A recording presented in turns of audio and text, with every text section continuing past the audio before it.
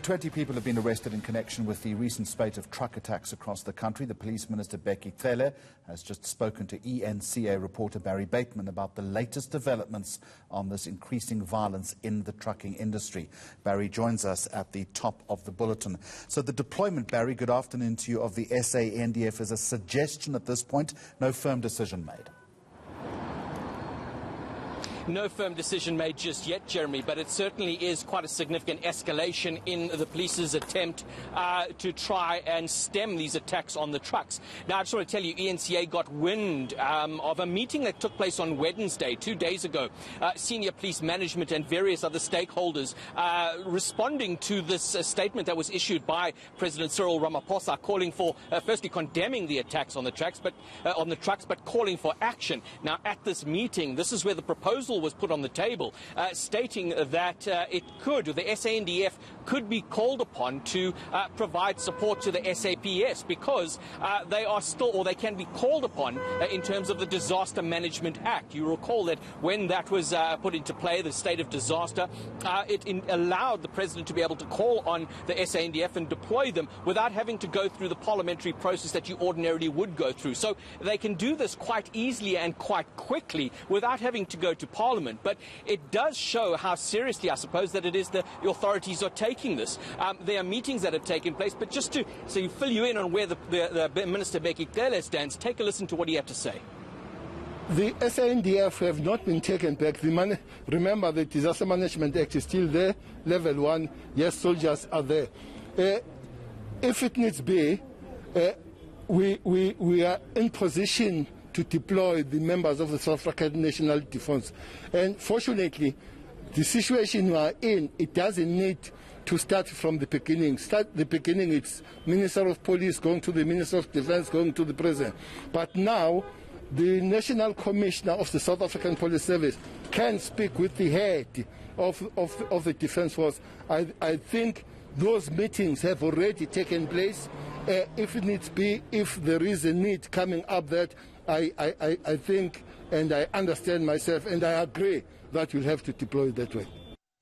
Barry, the trucking industry will probably welcome this, but it's also a sign of desperation, isn't it? And we've got to sound, I guess, a note of caution around this, because in the early stages of deployment during the harder lockdown, the SANDF didn't exactly cover itself with glory.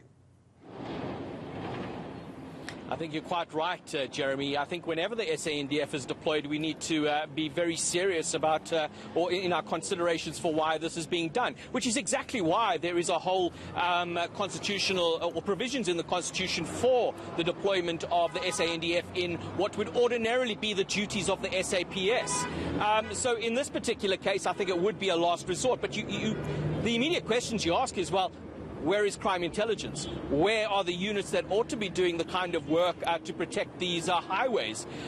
So it is a concern, but it's certainly going to have to come down to very strict rules of engagement. I think that's the one aspect that would have to be considered. And in what exact role will soldiers, if they do play, if they get deployed? Having said that, though, there is some good news. Over 20 people, as we've mentioned, have been arrested. What do we know about that?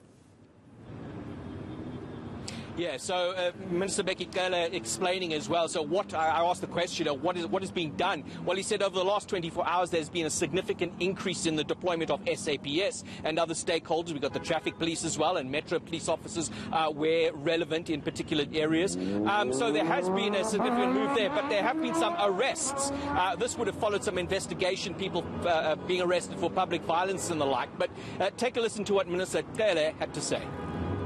With the new wave, I think we have lost about 35 trucks with the new wave starting last week. Maybe it will be correct. Are you live? No. Can I please just stop? Minister, please. Yeah, let's just start again for me, please. Oh, all right. Okay, yeah, we can start again. Go for it. Yes, with the new wave, I think we have lost about 35 trucks. There is this theory, I don't know where it comes from, to say KZN is a hotspot at the present moment. Yes, historically so. But with the new wave, we have lost most our trucks in Gauteng, 27 out of the 35, if I'm not mistaken, followed by Free State, 5. were banned there, and followed by the Mpumalanga and the other provinces. We follow the chairpersonship of the Minister of Labour on this matter, because it's raised as a labour issue, though I agree that there is a lot of criminality. But as South African police, whether it's a question of foreign nationals or criminality, we need to work on that. We have tried to put our forces on the road. If you look for at least last 24 to 48 hours, we have been really on top of the situation. We have arrested 25 people. Some of them, I think 5 out of those, have received the bail.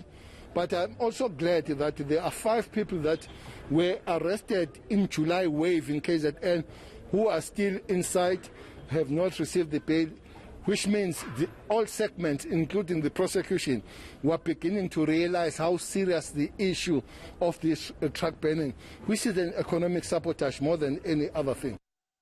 Police Minister talking to eNCA's Barry Bateman. To the Eastern Cape now.